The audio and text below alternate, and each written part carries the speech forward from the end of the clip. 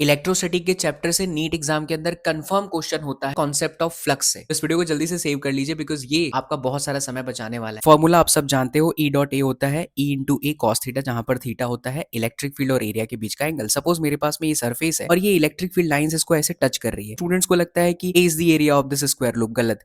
ए का मतलब है यहाँ पे इफेक्टिव एरिया, उतना एरिया जितने को इलेक्ट्रिक फील्ड टच कर रही है। मतलब अगर आप देखें यहाँ पर मैंने डॉट वाला पोर्शन दिखाया है, तो आई विल से कि इस पूरे एरिया का सिर्फ इतना ही इफेक्टिव एरिया जिसको इलेक्ट्रिक फील्ड टच कर रही है। आपको ऐसा लग सकता होगा कि इलेक्ट्रिक फील्ड यहाँ भी आ रही, बट देखिए इलेक्ट्रिक फील्ड मैंने सिर्फ 4 ही लाइन से रिप्रेजेंट किया है। ये बहुत बड़ा गलतफहमी होता है बच्चा। इलेक्ट्रिक फील्ड अगर इसके कुछ हिस्से को टच करे तो हमें यहाँ पर इफेक्टिव एरिया समझना चाहिए। बहुत important concept related to flux होता है कि अगर कोई भी क्लोज बॉडी होता है और उसके अंदर इलेक्ट्रिक फील्ड एंट्री मार के निकल जाए तो उसका टोटल फ्लक्स हमेशा जीरो होता है। उसके पीछे का कारण, अगर आप इस सरफेस पे देखें तो एरिया आउटवर्ड, इलेक्ट्रिक फील्ड दोनों सेम डायरेक्शन में, तो ये cos जीरो पॉजिटिव। लेकिन अगर आप इस हिस्से पे देखें, क्योंकि एक क्लोज बॉडी है तो क्लोज बॉडी की एरिया सरफेस के ऑलवेज परपेंडिकुलर होती है। इलेक्ट्रिक फील्ड ऐसे आ रहा है एंगल 180, इसलिए फाई माइनस ए। किसी भी सरफेस पर जहां पर भी कोई भी बॉडी हो बेटा, जहां पर इलेक्ट्रिक फील्ड घुसे और घुस के निकल जाए तो टोटल फ्लक्स जीरो होता है। इसी कॉन्सेप्ट का इस्तेमाल करके नीट के अंदर बहुत अच्छा सवाल और जेई के अंदर बहुत अच्छा सवाल बनता है, जैसा कि आप यहाँ पर देख सकते हैं। हमारे पास में एक हेमीस्फीयर है, इस हेमीस्फीयर में इलेक्ट्रिक फील्ड ऐसे जा रही है, मतलब एंट्री मार के निकल जा रही है। ये वाला जो सरफेस है ये फ्लैट पार्ट है और ये वाला जो सरफेस है वो कर्व पार्ट है। इंटरेस्टिंग क्वेश्चन इसलिए है क्योंकि यहाँ पर आपको पूछा गया है कि कर्व वाले हिस्से का फ्लक्स बताओ।